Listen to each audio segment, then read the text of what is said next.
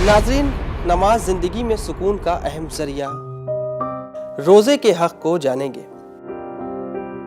माँ एक ऐसा लफ्ज है जिसको अदा करने से ही मोहब्बत की खुशबू हर जानिब फैल जाती है। सबसे पहले जानते हैं पड़ोसी किसे कहते हैं। शौहर के हक पर गुफ्तगू करेंगे।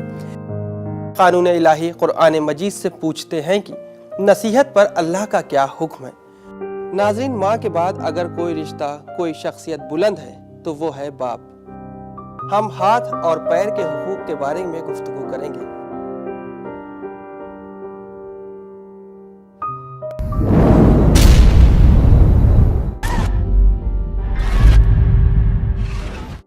बिस्मिल्लाहिर्रहमानिर्रहीम। नाज़रीन सलामुन अलैकुम, मैं हूँ हसन आसिफ और आपकी खिदमत में एक बार फिर हाजिर हूँ लेकर आपका अपना पसंदीदा प्रोग्राम हुकूक शनासी।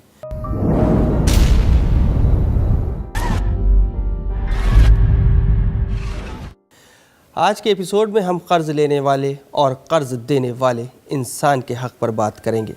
आइए पहले गौर करते हैं कर्ज़ मांगने वाले शख्स के हक़ पर। चौथे इमाम ज़ैनुल आबिदीन अलैहिस्सलाम इरशाद फरमाते हैं, अगर मक़रूज़ इस्तिताअत रखता है तो इसे अपना कर्ज़ अदा कर देना चाहिए, और अगर वो अपना कर्ज़ चुकाने पर क़ादिर नहीं है तो कर्ज़ ख्वाह यानी कर्ज़ देने वाले को चाहिए कि वो इसे इतनी मोहलत दे कि वो अपना कर्ज़ चुकाने के काबिल हो जाए। इसी सिलसिले में कुरान मजीद में इरशाद होता है, अगर तुम्हारा मक़रूज़ तंग है तो उसे वुसअत हाल तक मोहलत दी जाएगी, और अगर तुम मुआफ़ कर दोगे तुम्हारे हक़ में ज़्यादा बेहतर है, बशर्ते ये कि तुम उसे समझ सको। नाज़रीन, कर्ज़ लेने वाले का हक़ इमाम ज़ैनुल आबिदीन अलैहिस्सलाम कुरान मजीद की आयात से जो ज़ाहिर होता है वो दीन इस्लाम के बुलंद दर्जे के अखलाक को ज़ाहिर करता है। सबसे पहले अगर किसी भी तरह की मदद करता है, अपनी हाजत बयान करता है, तो किसी की मदद करना, उसकी हाजत रवाई करना बेहतरीन अमल, बेहतरीन इबादत खुदा है। इस बारे में खुदावंद आलम इरशाद फरमाता है, तुम मेरे बंदों की हाजत रवाई करो, मैं तुम्हारी हर हाजत को पूरा करूँगा।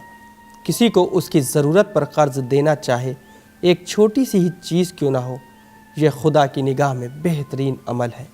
इस तरह अगर हमारे पास कोई इंसान मदद लेने आता है और हम उसकी मदद कर सकते हैं तो हमें उसकी मदद करना चाहिए और उसकी मदद करने से कभी भी पीछे नहीं हटना चाहिए। इसके बाद हमें कर्ज़ अदा करने की एक मोहलत देनी चाहिए। जब कर्ज़ अदा करने की मोहलत ख़त्म हो जाए और हम अपने कर्ज़ को वापस लेने का मुतालबा करें तो दीन इस्लाम ये हुक्म देता है कि हमें देखना चाहिए कि वो कर्ज़ अदा करने की हालत में है या नहीं।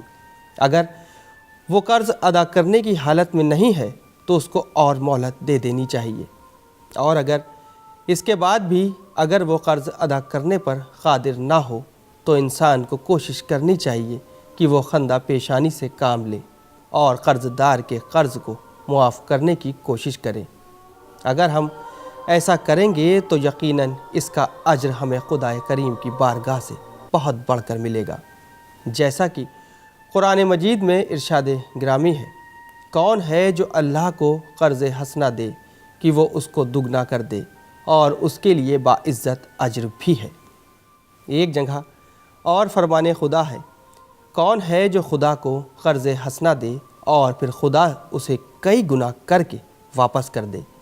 खुदा कम भी कर सकता है और ज़्यादा भी, और तुम सभी उसकी बारगाह में पलटाए जाओगे। आयात के बारे में मुफस्सिरीन का ख्याल है कि खुदावंद आलम को कर्ज़ हसना देने का मतलब ये है कि इसके बंदों को कर्ज़ दें, क्योंकि खुदा किसी के कर्ज़ का मोहताज नहीं है। ये मोमिन बंदे हैं जिनको कर्ज़ की ज़रूरत है। इसी तरह की बहुत सी आयात है जिसका मफ़हूम खुदा की राह में ख़र्च करना है और मोमिन की हाजत रवाई करना खुदा का पसंदीदा काम है। इस तरह ज़रूरतमंद को कर्ज़ देने से खुदा की तरफ से कर्ज़ा देने वाले के लिए बरकतें ही बरकतें होती हैं। नाज़रीन, ये तो थी दीन इस्लाम की आला अखलाक़ी तालीमात, लेकिन अगर हम ख़ुद पर गौर करें तो इस बारे में हमें कुछ और ही नज़र आता है। अव्वल तो आज हम किसी की मदद करने के लिए आगे नहीं आते। मालो दौलत होते हुए भी کوئی کسی ضرورت مند کو قرض نہیں دیتا ہے، چاہے قرض دار کتنی ہی محتاجگی میں کیوں نہ ہو۔ اسی بات پر بڑے بڑے جھگڑے ہو جاتے ہیں، اور بات اسی پر نہیں ٹھہرتی، لوگ دوسروں کو قرض دیتے ہیں اور ساتھ ہی ساتھ سود بھی جوڑتے ہیں۔ قرضہ ادا کرنے میں جتنی دیر ہوتی ہے، قرض کی رقم کے ساتھ سود کی بھی رقم بڑھتی جاتی ہے، اور آج تو یہ بزنس بن گیا ہے، جبکہ دین اسلام اس طریقے کے بالکل خلاف ہے۔ ناظرین، خدا کریم قرآن مجید میں ارشاد فرماتا ہے، جو لوگ سود کھاتے ہیں وہ روز قیامت اس شخص کی طرح اٹھائے جائیں گے جسے شیطان نے چھو کر مغبوط الحواس بنا دیا، اس لیے کہ انہوں نے یہ کہہ دیا ہے کہ تجارت بھی سود جیسی ہے، جبکہ خدا نے تجارت کو حلال قرار دیا ہے اور سود کو حرام قرار دیا۔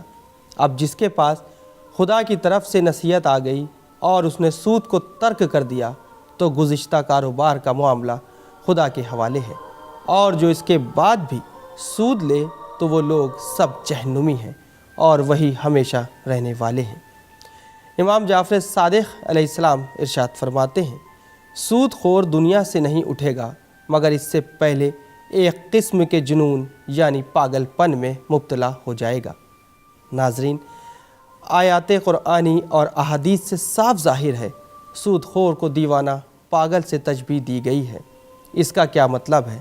دیکھا جائے، سود خور پاگلوں جیسے کام کرتے ہیں کیونکہ ان کے اندر مدد اور ایک سماجی فکر نہیں ہوتی۔ یہ نفسیاتی تعاون، ہمدردی، انسانی محبت جذبے نہیں رکھتے، اور یہ نفسیاتی بیماری روز حشر تک ان کا ساتھ نہیں چھوڑے گی، اور ایسا انسان روز محشر پاگل اور دیوانہ محشور ہوگا۔ اس کے علاوہ بھی سود کے بڑے سنگین نقصانات ہیں جو پوری دنیا کو اقتصادی طور پر یعنی اکنامکلی نقصان پہنچاتا ہے۔ یہ ایک الگ اور بڑا موضوع ہے۔ اب جب کہ ہم سود کے نقصانات جان چکے ہیں تو ہم پر لازم ہے کہ قرض دیتے وقت ہم اس لعنت سے خود کو بچائے رکھیں۔ اب جب بھی قرض دیں تو بغیر سود لگائے اور قرض دار کو مہلت بھی دیں۔ اس کے بعد بھی اگر مقروض رقم ادا کرنے پر قادر نہیں تو اس کا قرض معاف کر دینا چاہیے، یہی قرضہ لینے والے کا حق ہے۔ امام جعفر صادق علیہ السلام ارشاد فرماتے ہیں، قرض دار اگر تنگ دست ہے تو اسے مہلت دو یہاں تک کہ وہ قرض ادا کرنے کے قابل ہو جائے، اور اگر قرض معاف کر دے تو یہ تمہارے لیے بہتر ہے۔ اگر تم جانتے ہو کہ وہ تنگ دست ہے تو اپنا مال اسے صدقے میں دے دو، اس میں تمہارا ہی فائدہ ہے۔ ائمہ معصومین علیہ السلام نے جہاں قرض دار انسان کے حق کو بتایا ہے، وہیں قرض دینے والے انسان کے بھی حق کو بتایا ہے۔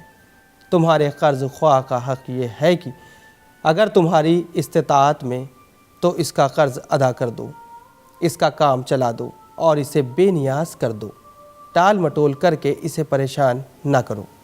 رسول خدا صلی اللہ علیہ وآلہ وسلم ارشاد فرماتے ہیں، ثروت کا ٹال مٹول کرنا ظلم ہے، اور اگر تم تنگ دست ہو تو اس سے نرم لہجے میں بات کرو، مہلت طلب کرو اور سلیقے سے واپس کر دو، کیونکہ تم نے اس کا مال لے رکھا ہے۔ اس سے بدسلوکی نہ کرو کیونکہ یہ پست اور گری ہوئی بات ہے۔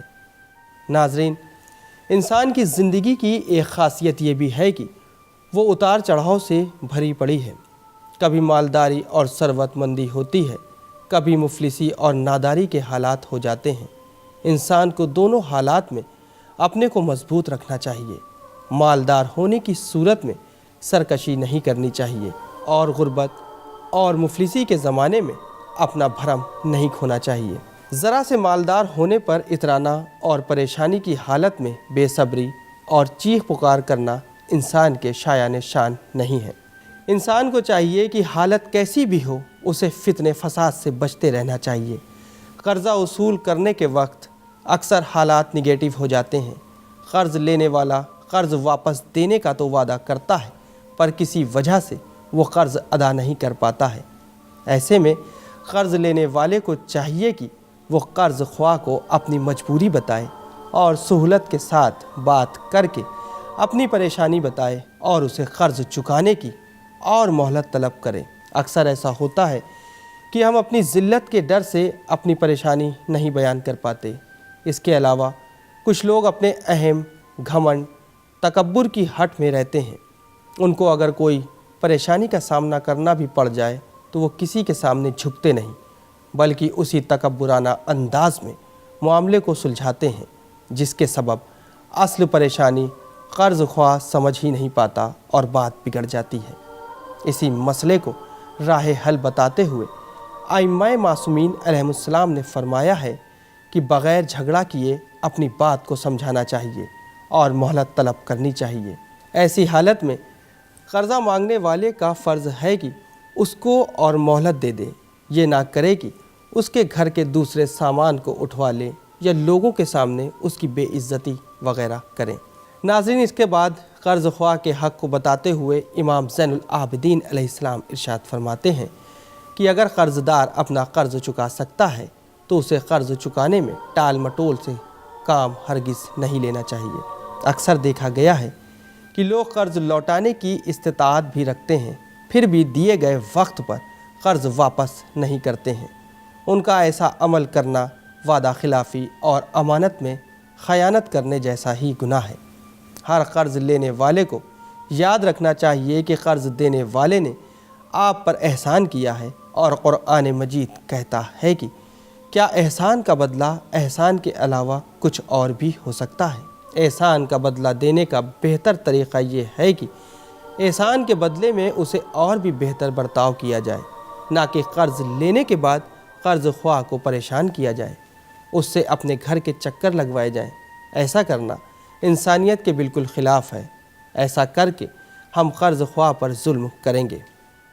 اس لیے امام زین العابدین علیہ السلام ارشاد فرماتے ہیں، اگر مقروض اپنا قرض ادا کرنے کی استطاعت رکھتا ہے تو اسے ادا کرنا چاہیے، تاخیر کرنا ٹھیک نہیں ہے، اور قرض خواہ سے خوش خلقی کے ساتھ پیش آنا چاہیے۔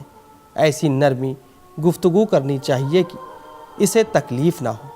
اگر ہم ایسا نہیں کریں گے تو اپنی پستی، اپنی ضلالت کا ثبوت دیں گے، کیونکہ ہم نے اس کا مال بھی لے رکھا ہے اور اسی سے دستے گریباں ہو رہے ہیں۔